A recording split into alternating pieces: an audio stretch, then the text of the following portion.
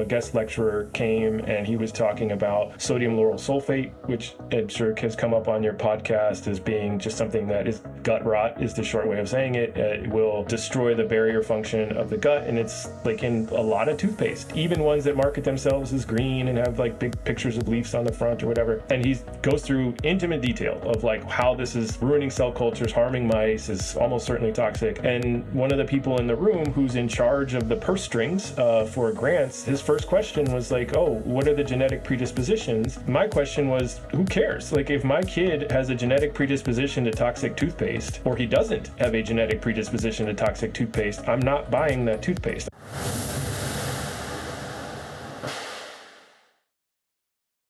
Dr. Myles, it is so great to have you back on the show. Thank you for being here. Thank you for inviting me back.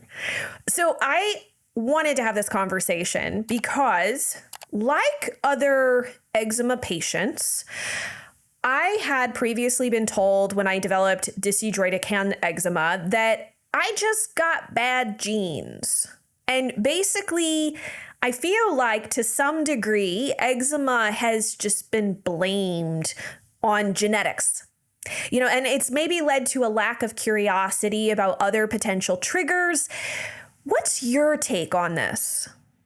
Yeah, without a doubt, it's a lazy out, so to speak. It is an easy excuse, and it comes from a dark history, but comes from a long time ago where it was just an assumption as to, well, why would one person get a disease and one person not? And particularly within siblings, right? Why would one of your children have eczema and the other one never suffer a second of the disease?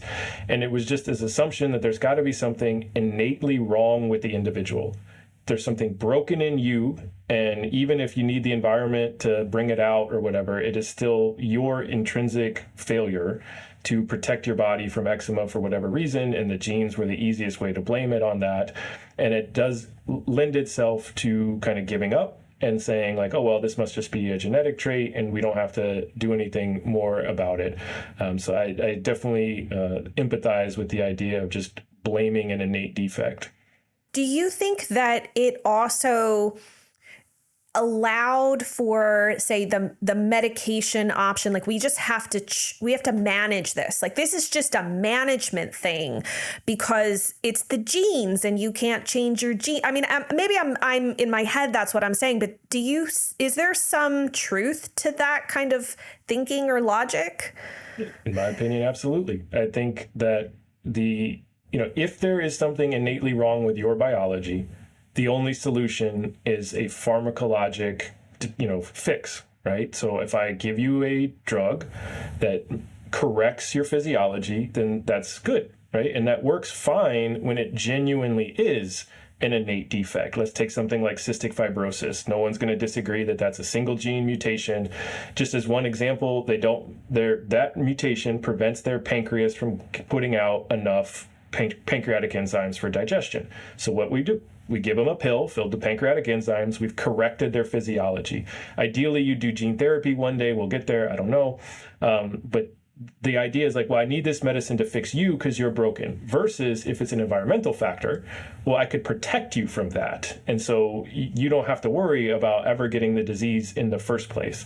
And that tends to be a lot harder, or at least has not had anywhere close to the same amount of attention. So I absolutely believe that it leads one to a mindset that even if you are not in the pocket of big pharma or any type of accusation like that, if you only can envision the cure for these disorders is fixing a person's physiology, your imagination will be limited to pharmacology. And then you'll just kind of be in service of that, whether you want to or not. So I feel like there is so much in the universe, and I'm going to say the universe, that we do not know, and we're included in that. Mm-hmm. My dad, who was a medical doctor, an ophthalmic surgeon, and a researcher, he developed a lot of technologies and such specifically for eye surgery. The one thing that I learned from him, because he was always had his nose in a book, he was always researching things. He said, what we currently know is a mere fraction of what's actually going on. And maybe the research into the just genetics in general was this intentional leap forward. Like maybe we thought that it was going to give us answers to everything. Can you talk a little bit about what the idea was behind, looking at genetics and really understanding them and using them as a basis for how we looked at our bodies, physiology, disease, etc.? Yeah, so it really goes all the way back to when the word gene just meant packet of heritability. Before even the concept of DNA, it was 100 years away when they started talking about this. And so it begins with twin studies, which, I won't belabor their methods, but it's just how similar are identical twins from fraternal twins. And they would do these calculations and come away with statements like the love of sailing is 80% genetic, because there's a difference between whether your fraternal twins both want to go sailing versus identical twins. It didn't take very long for people to piece together that, well, identical twins are treated the same, they're confused for one another, they share the same identity, so of course they're going to be more similar. That's ridiculous. But that set the number of expectation. So when somebody does, it's easy to laugh at love of sailing, but eczema is 85% by that exact same calculation. So 80% love of sailing, eczema 85%. And so now you have to ask yourself, okay, well, if that's the expectation, we expect 85% of the disease is going to be somewhere in the genome. It makes sense to throw an enormous amount of effort and energy to go find what gene is it.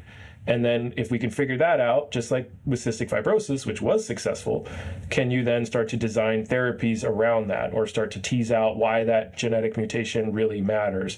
And so there was never a reset, or has yet to be a reset to say, why did we ever think it was going to be 85% genetic in the first place? And as I said, this gets much darker and much more abusive when it starts to become education, whether somebody goes to college, how much of that do we think is encoded into the genome? How much income, criminal behavior? These are the basis for eugenics policies and race science. And in the book, I'm trying to argue that even the researchers who do not have any racist intent or, might be, of any background, they will still contribute to this with the constant insinuation that all of these modern phenomenon, which eczema is, are somehow encoded into our genomes. And, when you hear somebody say, you have bad genes, of course, one of your first questions were, well, either my mom or my dad must have had those same bad genes, and my grandfather and great-grandfather. So why wasn't it a problem for them? And I use allergy as the example because I think most people understand, at least at minimum, food allergy, where if you are over 40, you did not go to a peanut-free elementary school. Nope. And if you are over 40, you absolutely had to fill out a form if you sent your kids or grandkids to elementary school attesting to whether or not they have eczema. And I guarantee you, your school nurse has access to epinephrine when that wasn't a thing in your grandfather's era. So it's just something has clearly changed in the environment, and the assumption that it was all pre-programmed has kind of fallen apart. And I don't think we've yet had that reset to say this is not a genetic trait. This episode is brought to you by my skincare line, Dermaquell. The beauty of these skincare products are that they are especially crafted for those struggling with chronic skin rash issues based on my research and clinical experience from my private practice. They focus on organic ingredients that are clean like zinc, aloe, and hemp oil that support and calm rashed, dry, angry skin. There's no unnecessary chemicals or additives that can further dry out your skin or mess with your hormones. And I'm so excited for you to add these creams into your routine. Check them out at quellshop.com and use the coupon code GET15OFF to get 15% off your first order.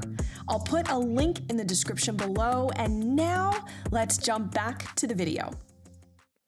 Do you think that overall, getting access to all this genetic information, and I assume when you talk about the genetics, is it just the human genome, or does it also include the genome of all of the organisms that live on us?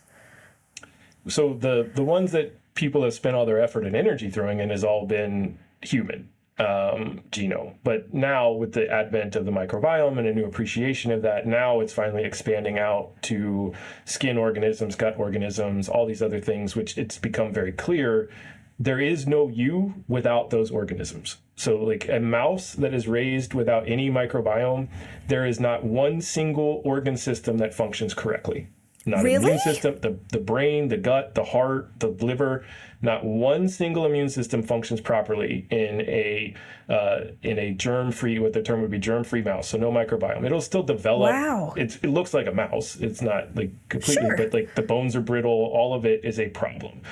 And, you know, we know maybe you talk about the universe. I mean, we maybe know 0.5% as to how to explain each of those individual shortfalls. But yes, when I talk about genetics in a negative term and kind of saying like this has been overblown, it's been human. The assumption that like a gene difference between you and me will explain, our different paths in life. And that's where this stuff started. And I think unfortunately, it's corrupted the well-meaning research as to why one person would have skin disease or lung disease or so forth. You mentioned some interesting concepts in your book called Gattaca Has Fallen, which I have a lovely copy of. Thank you. I bought it myself. I love getting books that really make me look at things from different perspectives. I love that. And you mentioned something called the selfish gene idea. Can you talk about that? I mean, that is the founding, the springboard for the good old Richard Dawkins, who is not a geneticist, but who came up with this kind of like anthropomorphized idea that like genes he didn't insinuate genes like had sentience or they like making decisions or whatever, but he's implying that they act as if they do. And so like your gene for oxygen consumption wants to predominate, or he takes it for genes and memes. So like the meme for certain behaviors wants to spread, and he makes it seem like it's a zero-sum game that like one gene has to outcompete another gene for it to proliferate and survive. And a lot of the geneticists that I've talked to, they mentioned, hey, I read that book in high school or college or whatever, and they're like, oh, this is great. Like they loved it. They thought it was very insightful. For most other people who, especially now, it is not held up well in terms of this argument. And again, he wrote it in an era before the Human Genome Project was announced. And before that, there was an assumption that the human genome might have trillions of genes. And so there would be a gene for being a basketball player, a different gene for being a cello player, a different gene for being, there's going to be a gene for liking cheddar and a different one for liking Swiss. And, if that were true, then it would kind of make sense, all right, how it was spread out and you might dictate your personality. But there's not only is there not 3 trillion genes, there's 30,000. And so it's not even anywhere close to being able to explain that. And the difference between one person and another is infinitesimally small. Again, it can matter if if a part of that difference is a mutation in the cystic fibrosis receptor or in hemoglobin for sickle cell. So it can matter, but it has not been able to explain these kind of personality differences and outcomes the way that the selfish gene implied. And so if we take that maybe a step further to like eczema, for example, there's different forms of eczema. If you look at psoriasis, there's different forms of psoriasis. Was the assumption that there were just you have some like unique version of an eczema gene or something, or a psoriasis gene that causes you to have scalp psoriasis versus plaque psoriasis? I have no idea. Like, was that sort of the thinking? The idea was going to be, you'd have a dyshydrotic eczema gene and an atopic dermatitis gene. And, I don't know how much that penetrated the people who are actually doing that kind of research. But once the Human Genome Project came back and said, we're not even going to be in shouting distance of anything like that, let alone a cello playing gene. As I talk about in the book, I remember distinctly when it came out, I really wish I had saved it, but there was like an ESPN, the magazine article to date myself. And it was like, what are sports going to do now? Right? Everybody's just going to be able to like custom print their child to be the next Michael Jordan. And so it won't be fun to watch because everyone will be of equal great talent. And that has not come about because, again, they thought we're going to have one gene for Michael Jordan's skill set. He just happens to have it, or, say 20 genes that add up to skill sets, and every kid will be able to put it in there. And so, yeah, they really did think it was going to be, individual genes, and that has shifted towards, okay, well, there'll be like predisposition genes. So, but then it starts to break down automatically, as you can already guess, right? If you say, well, there's an eczema predisposition gene, even if that were true, what would determine who got what kind of eczema and how severe it would be, and why does some psoriasis stay on the skin, and for some people it becomes psoriatic arthritis and starts to destroy the joints? And, if you continue to, and I think the idea was, well, let's just keep sequencing more people, getting stronger computers, and we'll figure this out. Like somehow, some way, we'll figure out that the, psoriasis is in the genome, because again, they still believe the twin studies that told them it was going to be 80-90%. And I do think at some point there's a mounting breaking point coming, and people will say, okay, even if there was a predisposition, some other environmental factor must be what's dictating who gets what kind of eczema and where. And now we can start to look for those. I have talked with other doctors about like methylation, right? There's gene SNPs, and your environment can, I've even heard the phrase, what is it? You have your genes, but then the environment loads the gun or something or other. Some phrase.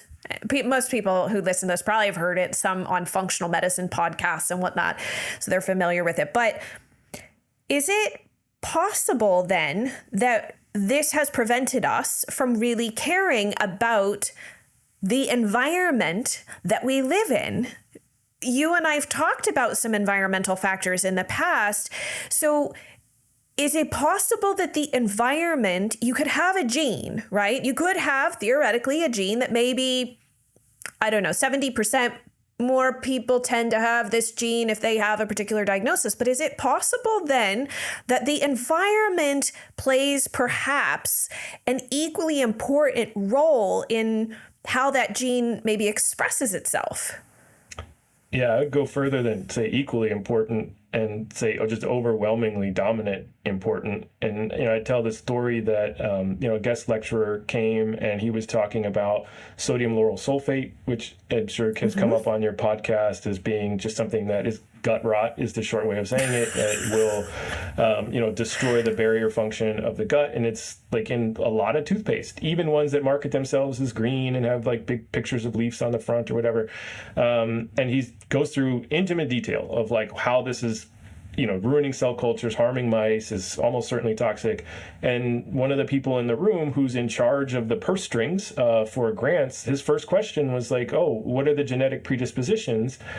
And, my question was, who cares? Like, if my kid has a genetic predisposition to toxic toothpaste, or he doesn't have a genetic predisposition to toxic toothpaste, I'm not buying that toothpaste. I don't understand why I would even care. And so even if there were a gene, like, for example, if you and I both had a gene that said if we got Ebola, we would spontaneously combust, I don't worry about that. Like, it's not something that, like, our environment in the United States has rendered that irrelevant.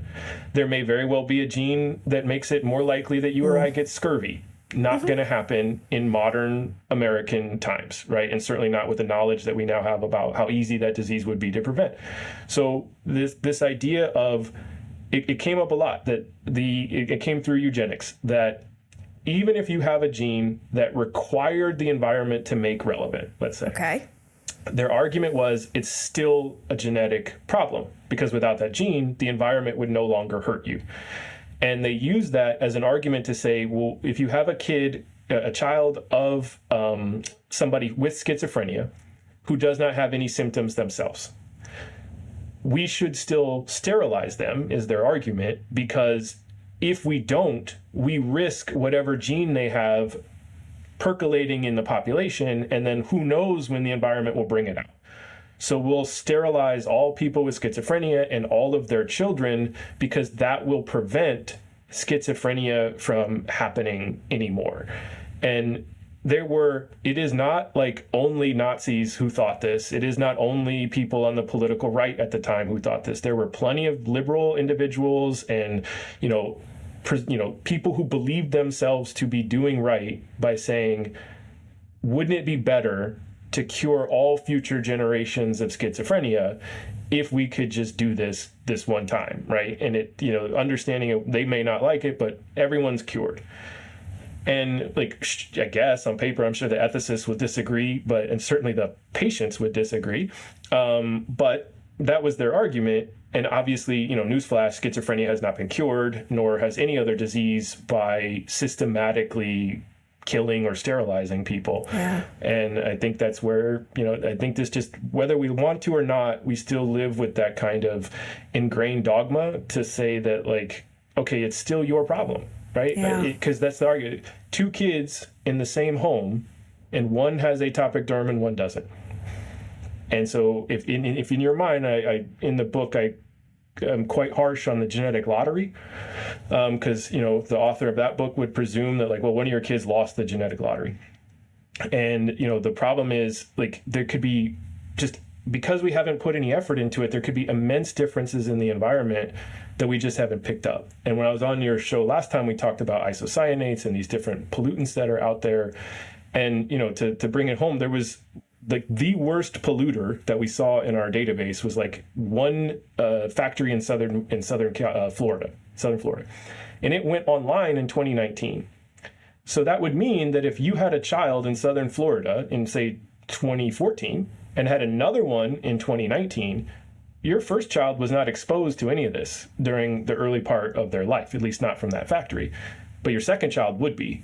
And so the assumption, like, well, I have 2 kids, they're both in my home, they were both born to, you and your spouse, so, like, shouldn't they be the same? I guess one just lost the genetic lottery. Like, you have to, like, start to think, like, hey, you know what, even if you tried your best, you can't control every environmental exposure. Some of them may have been harmful and disproportionately hit you when you were pregnant with one child and not the other. And I think it's a laziness, and I think it is a complacency now of saying, like, oh, I don't have to worry about the environment, or that's just a modifier, because if I work hard enough, I'll find the gene, I'll find the cytokine that's the problem, and if I just block the right cytokine, all of this is going to go away, and I'm not buying it. Yeah. I'm reminded, as you were talking about sort of where these ideas have come from, that phrase, the road, what is it? The road to hell is paved with good intentions. Exactly. Yeah. The road to hell is paved with good intentions. It's horrifying. The problem is with genetics, the road to hell was paved, I would say the bike trail next to the road was paved with good intentions. The road was paved by Nazis and, like, eugenicists and murderers who, the stated intent was mathematically calculating why Jewish people were inferior. And that equation is with us today. Whether you want, obviously I do not believe the overwhelming majority of researchers today, even if any, want to use that equation to come up with those same kind of purposes. But it's like you're using an equation from somebody who wanted to calculate inferiority of non-white people to tell me that eczema is 85% genetic. That feels weird. And it feels like there's some things that might have been missed. Yeah. Interestingly, in your book, you talked about, and I do try to explain to people about studies, right? How we do research, and how you can't take, like, there's all these little studies. 14 people took X, a probiotic of 1 billion CFUs of X, and we saw this. And I'm like, well, that's not a lot of people. You talk about this concept of having negative controls in a study, and that they're often missing. So in layman's terms, what should listeners understand, just generally speaking, about research, and why would this concept of negative controls be so important?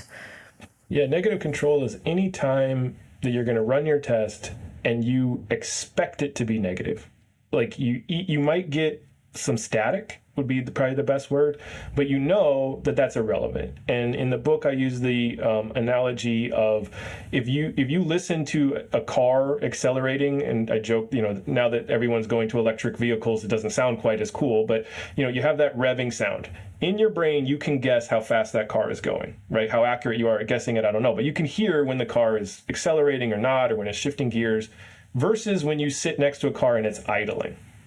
Like, an idling car makes noise.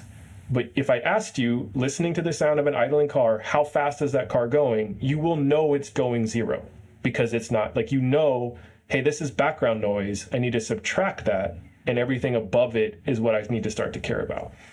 And so as it would relate to genetics, you would want a situation where you know whatever it was you're measuring is not genetically encoded, or at least not meaningfully enough that you even need to worry about, because you want to know, hey, what's the background noise? And so like I joke in there about using, I want to know like French-speaking Canadians versus English-speaking Canadians. Only a lunatic would think speaking French is encoded into the genome. Like there's a gene for speaking French, or I shouldn't say lunatic, or somebody from like 200 years ago would have thought that.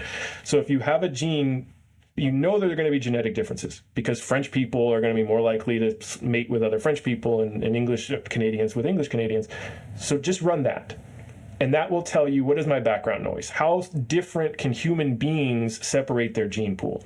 Because any two people are 99.9% genetically identical. So how much can a population shift themselves apart? And now I can use that. So I can do French versus English speakers. And now when I go to do eczema versus healthy controls, it'll give me a better sense of how much noise is in my system, so that I can dismiss low-level things. Like, so for the twin studies, loving sailing should have been a negative control. So that tells you that 80% is background noise. And now you can only really go up above that. Yeah. So that's what's important. You talked about like how, for example, if you use a virus to maybe insert a gene or do something, that what happens if the vehicle to affect a change actually in and of itself affects a change? Is that another example? Yeah, those are I guess the best one is always the placebo, right? So you take a drug that for all the world you think is real, you believe it's a real drug, and so you're now kind of like, just taking a drug and believing the drug is real will give you a certain amount of improvement, the placebo effect. And so open label studies early on, you're talking about these early studies, right? I do 14 people just with a probiotic, let's see what happens. You can compare to what would happen if I did nothing, but that's always considered kind of the first stage, right? You're like, hey, look, they got better, or they didn't get better compared to nothing alone, but you say, all right, and now I need to go compare it to placebo.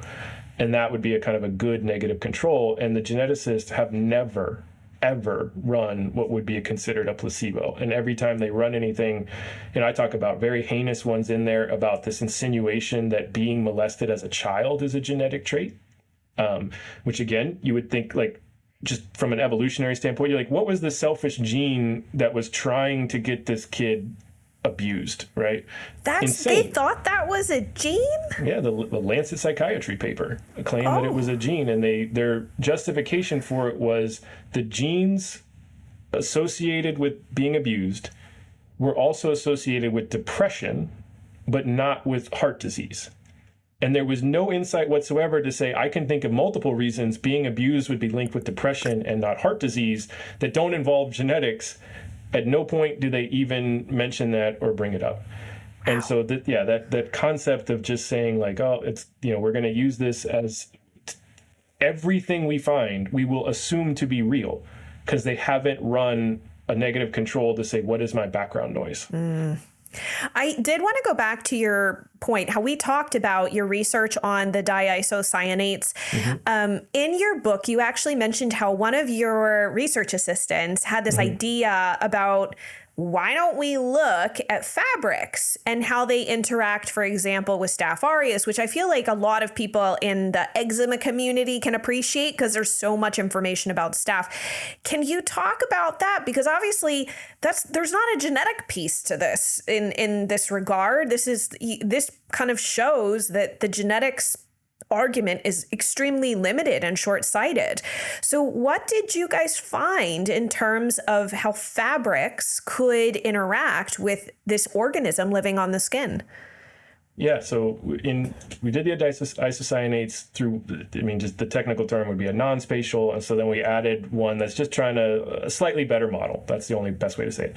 And that added another kind of group of molecules called xylene and benzene. Benzene might have been something you hear about, but they are all automobile exhaust, wildfires, and cigarette smoke, and a lot of things that are associated with atopic derm risk and eczema risk, and started to rise right about 1970 when we start to see this explosion in the rates of atopic derm. And so we thought, all right, let's test them in your house. And so it would be spandex, nylon, and polyester. So nylon's made from benzene, spandex made from isocyanate, and polyester is made from xylene. And you can't make them without it. So there's no xylene-free polyester. Doesn't exist. And so what she did, Grace, in the lab, she sprayed the exact same amount of good bacteria and bad bacteria. So Staph aureus, Rosemonas mucosa, which is what we use for our treatment trials, and Staph epidermidis, so good staph you've probably heard of. And then just look and just let them sit on the bed sheet with nothing else, and then come back and see how well they survived. And Staph aureus does not survive for more than 3 days on natural fibers. So cotton and bamboo, Staph aureus is all dead. Nylon, a nylon spandex blend, it proliferates like crazy. Polyester, it proliferates. Silk was hard because silk doesn't have the same regulation, but there was some there. And so you compare it to the commensals, the good guys, right? And all of the commensals will also grow on every fabric. So it'll grow on cotton and all the synthetics. But in order to grow on synthetic fabric, the good bacteria have to change the way they behave. So the way I've described it is the good bacteria are being choked by the synthetic chemicals, and the only way for them to survive is to alter their physiology, right? Adapt. Mm-hmm. Just like if you made a blanket out of penicillin, what do you think would happen to the skin on your bacteria? Exactly. The bacteria on your skin. And so they have to adapt, and the way they adapt is they shut off production of those lipids that we know are beneficial. So ceramides, sphingolipids, phospholipids. So ceramides had a big year this year because the Super Bowl ad, right? Everyone, and I don't endorse any particular product, I don't know. But the bacteria on your skin, you have to have them. And one of the reasons is they make these ceramides for you or help your body make more of them. In the presence of these fabrics or in the presence of these chemicals, that shuts off. So it is a survival mechanism for the bacteria on the skin at your expense. And we really think that there's some critical developmental window because these environmental exposures tend to occur before you're 4, because you don't really hear somebody sometimes, right? For genuine atopic derm, it would be rare to have like a 50-year-old suddenly develop it out of nowhere. You'd start to think like, I don't know, we should look at other things, right? Not impossible. But we think that something happens in childhood early on, and so we think that these exposures are poisoning the microbiome, so to speak, and that the child gets stuck with that, and that lasts for the rest of their life and turns into the atopic march and everything else. So what you're saying, I'm just trying to imagine this, is that a child is born into a home with fabrics. I mean, obviously fabrics are a part of our life. We wear clothes, we sleep in beds with fabrics. They're all around us, plus paints. We got to get the room ready for the baby, right? So you buy all these new furniture a lot of times. You'll get the floors redone, new carpeting, whatever. So you have a child, this wonderful little child, that you're saying that there is a really good possibility that all of the chemicals involved in their environment, and again, it's not to blame anyone, right? Because we're understanding this better now, but that those chemicals could influence how, your skin microbiome thinks it's essentially under some sort of pressure, and it shifts in a way that is potentially not to our benefit or to that child's benefit. Is that what you're essentially saying? Yeah, in the book, I have a whole part where I go through to say, within just twins, say let's take 2 twins home from the hospital and let me walk you through all the different ways that I can expose one to more isocyanate or xylene than the other. Now, identical twins would be less likely because you're going to dress them in identical clothing at the same time, more likely, right? And then I go through siblings, and there is a part in the book where I do say that it can sometimes be comforting to believe that your kid lost the genetic lottery and there was nothing you could have done. And because there is you do have to be careful that it's not implying guilt. If the parents had only not remodeled, their kid wouldn't have got eczema. And it's it's not their failing. It's the failure of the biomedical research community to not inform them, to not first off look to see what might have been the way to protect their kids from eczema, and then not to inform them about the things that we already know, because we knew remodeling behaviors were problematic and would increase your risk. Most of that research, by the way, is done out of South Korea more than the United States for various reasons. But the reality is, I walk through and say, like, you know, the mattress that you might have picked, and particularly eczema tends to afflict the firstborn more than subsequent kids. Interesting. And I mean, at this point, it's pure conjecture, but my hypothesis is that if you are going to remodel your nursery and buy the brand new mattress and the brand new crib that's freshly lacquered, it's more likely going to be on your first child, and then the fourth kid just gets whatever the first three didn't destroy. But I have to be cautious. Like, it's not just going to be things in your house, right? It's not just the fabrics. Like, I wouldn't wrap a baby in a blanket that has chemicals that came out of a car exhaust. But the air in these factories and how close you are to automobiles are also a problem. And what we don't have the data for at all is, let's say we have two different factories and they both put out the exact same amount of isocyanates per year, we'll say 365 pounds. If one factory puts out 1 pound a day all year round, and another factory, just because its manufacturing procedures, just puts out 365 pounds 1 day out of the year, I have no idea. We don't have that data. It's only aggregated by the year. So I have no idea which one of those is better, but there's no way they're the same, right? There's going to be differences. And so it could be that you did everything right.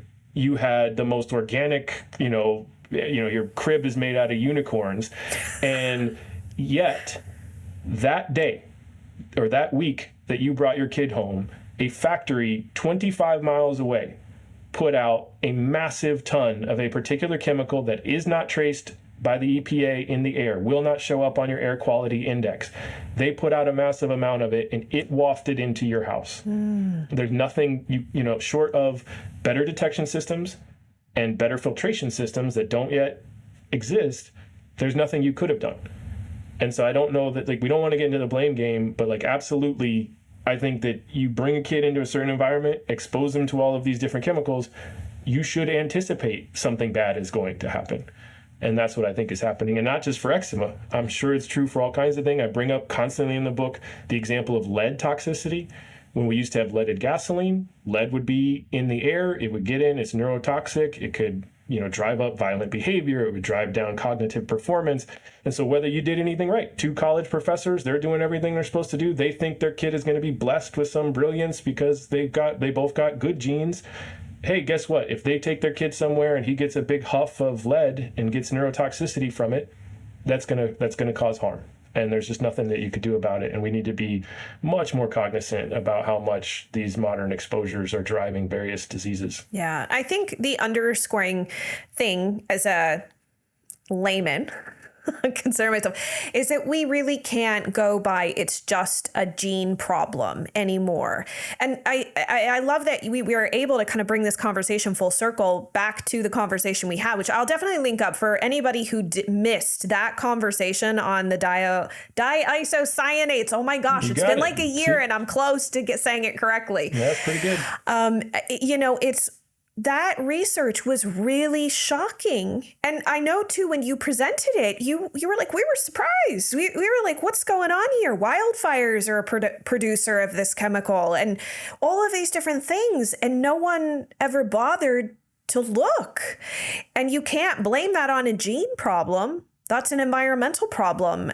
And by just focusing on genes, we ignore everything else. It gives us tunnel vision almost. So with that being said, I want to try and leave this on a positive note. So you're in the research world. Is there anything that right now you feel is hopeful or fascinating on the horizon for eczema treatment, eczema research? Yeah, I think the hope is that it is an impossibility for any of the next generation of researchers to make it through, at this point, high school even, but college, med school, RD training, whatever it is impossible for you to go forth and become an eczema researcher and not have heard about the microbiome. And then at that point, because the microbiome is so important, it's impossible to not think about the exposures that drive it. The most obvious one is always the gut because of the diet and how overwhelmingly controlled the gut microbiome is by what you eat. And that'll just change the calculation, right? Because now if somebody comes to you and says, eczema is 85% genetic, you'll know that that's ridiculous, because you'll know, well, wait a minute, how are you explaining, well, how does the microbiome play a role, or why would the diet matter? It's going to help. And I think that as future generations come along, I just think that they're going to start to move slowly away from the idea, not even just genetics, but just the idea that a lot of who you are going to become is somehow encoded into your genome, that if you are born today, and we just teleported you at birth to some other family halfway across the world, you'd be a completely different person. And I think people are better appreciative of that now, and I think they'll start to build their research programs with that in mind. Yeah. My hope is that we start asking what if more. I always like that question, like, what if? And it allows me the room to be creative, and some of the things that you've shared with me that I can't wait that we'll talk about in a future episode was like, well, if we don't change things, if we don't start to really look at and question what we're seeing, we're not going to look for the right things. We're not going to pay attention to the maybe subtle things that are happening under the surface that are really, really important. So I think it's a really important question to ask, what if? I don't think we should have unbridled creativity, because that can take us in some very dark places, but it is warranted in this. And that's one beautiful thing that I love about researching and seeing how things play out in real life in the individual is, what if in this particular person, this is actually a problem, and it's not just because they got bad genes. The genes are what they are. Fine. Cool. Let's look at everything else and let's see what we can do about it. I think that is most fascinating. It's why I love having you on the show. I'm excited to see you again in person this year. So thank you so much for being here. And I am very excited to have you back for another episode. Okay. Thank you. Yep. Anytime. And as we mentioned earlier, Dr. Myles has a brand new book out called Gattaca Has Fallen. This is my copy. You guys can see it's pretty big, but it isn't necessarily written at a level that would make it challenging for you to understand the concepts. That's something that I really appreciated about the book. It's very poignant. It does share some really shocking historical information that helps to explain how we got here, some of the things we touched on in this interview. And I do think that if you have been told that the reason that you have your particular condition is solely because you got bad genes, right? I got told I got bad genes. That is not entirely true for many of these conditions that we're seeing, especially that we talk about here on the Healthy Skin Show. So I highly recommend the book, and we'll put all of the links so that you can grab a copy yourself into the show notes. If you enjoyed this video, you need to tune in to this video next. Then make sure to hit the subscribe button so you get notified as soon as a new episode drops. I'm excited to see you there and dive deeper with you on your skin healing journey.